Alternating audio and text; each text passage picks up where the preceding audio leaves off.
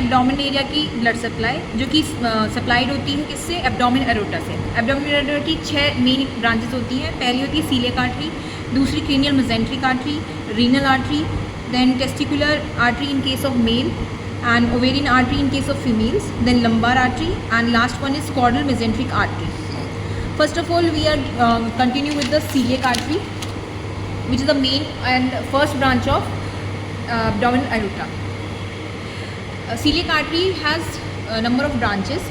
First of splenic artery, phrenic artery, right ruminal artery, left ruminal artery, hepatic artery, then gastroduodenal artery, and last one is left gastric or abomasum artery. Okay, first splenic artery, ये supply करती है spleen को, और उसके बाद phrenic artery जो supply करती है डायफ्राम को।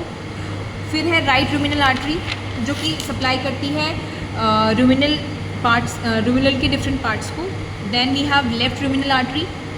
लेफ्ट रूमिनल आर्टरी सप्लाई करती है reticulum and cranial part of rumen. उसके बाद सबसे सीलियक आर्टरी की सबसे इंपॉर्टेंट आर्टरी आती है hepatic artery. This one is hepatic artery. It gives number of branches to different organs. उसकी जो फर्स्ट ब्रांच आती है वो आती है pancreatic artery, first branch of hepatic artery. Pancreatic artery which give supply to pancreas, then is cystic artery which give supply to gall bladder, then it gives to supply to right hepatic and left hepatic arteries. Right hepatic artery gives supply to right part of liver and left hepatic gives supply to left part of liver. Then जो left hepatic artery है उससे एक और vessel निकलती है, उसका नाम होता है राइट गैस्ट्रिक आर्टरी, जो सप्लाई करती है किसको, right part of stomach, right part of stomach को। देन वी हैव gastroduodenal artery.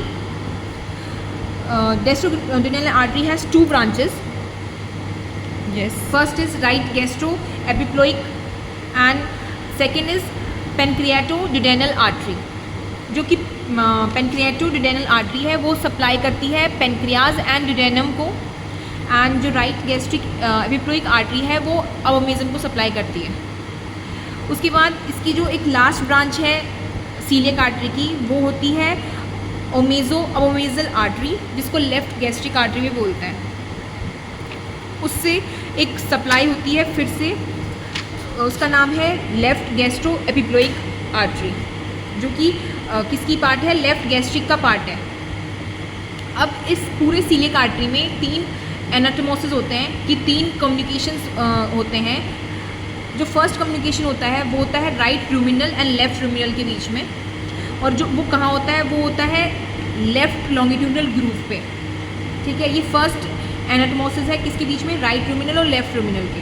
देन सेकेंड होता है राइट गैस्ट्रिक और right gastric and left gastric जो आर्टरीज हैं उनके बीच में होता है, और वो एनाटोमोसिस कहाँ होता है, वो होता है at lesser omentum. At lesser omentum पे इनका कम्युनिकेशन होता है।